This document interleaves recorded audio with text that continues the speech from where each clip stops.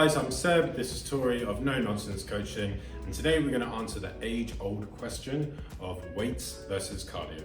By the end of this video, you're going to have a stronger understanding of why to do cardio training, why to do weights training, and how to balance the two. So when people ask the question, should I be doing weights or should I be doing cardio? It's actually a pretty poor question to ask. We want to encourage you to ask these next three questions. Question number one is, what do you enjoy the most?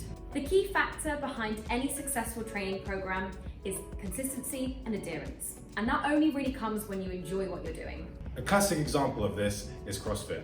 You see a lot of CrossFitters who are in insane shape, and the reason they're in insane shape is because they are more than happy to turn up to the box 5, 6, 7 times a week and put a great shift in. It isn't necessarily the style of training, it's more so that they're just happy to be there.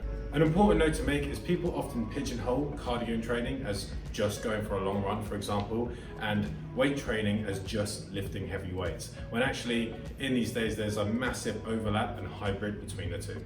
Look at recent years. There's been a massive boom in functional fitness training, which combines resistance training with cardio. So let's come back to the question, what do you enjoy? If you hate going for a 20-minute run, then don't go for a 20-minute run to do your cardio. There's many other ways that you can get your cardio training in. The second question you should be asking is, what are your goals? What are you currently working towards? It's important that you tailor your training program and your workouts towards your goals. There are two main goals that our clients come to us with. Number one is that they want to improve their body composition, and number two is that they want to improve their performance. So let's start with the first goal, body composition. In my experience talking to many clients, people often feel embarrassed or ashamed that they want to improve their body composition. And there's absolutely nothing wrong with that. Everybody wants to look better naked. It's part of our psyche, it's part of our DNA. If aesthetics and body composition is your goal, you might be surprised to know that cardio training doesn't actually equal skinny. It's actually weights and resistance training that are going to give you the shape that you're desiring. And just as a side note, girls, weights don't make you bulky. As men, we have a genetic advantage when it comes to building muscle due to the natural levels of testosterone we have compared to women. Trust me, I've been lifting weights for over 15 years now, and if it was that easy to build muscle and get strong, I'd be a lot bigger and a lot stronger than I am now. You do not have the hormonal makeup to get big as easy as us guys do. So as we've said, it's totally fine to have an aesthetics-based goal. But actually, me and Seb recommend that you have a performance-based goal. In our opinion, focusing on your performance in the gym is the best way to improve your aesthetics. The reason being is because aesthetics is a long-term game. On a day-by-day and week-by-week basis, you won't really see any aesthetic improvements. However, when it comes to performance, you will see your performance improve week by week, whether that be improving your time in a Metcon or lifting more weight than you did the week previous. And this can prove really motivational when it comes to staying on track with your program. In our experience when working with clients, when they have performance-based goals and they're enjoying what they're doing, aesthetics come as a byproduct.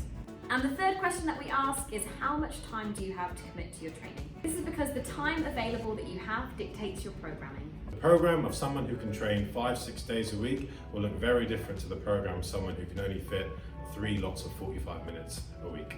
So if you're someone that can only commit 2 sessions a week at the gym, you're going to want to prioritize your strength training during this time. This is because the gym will just have all the kit, like the barbells, the dumbbells, the weight, that best facilitates strength training. And then with your cardio training, you could do this at home purely because it's a lot more easy and accessible to do cardio-based workouts at home.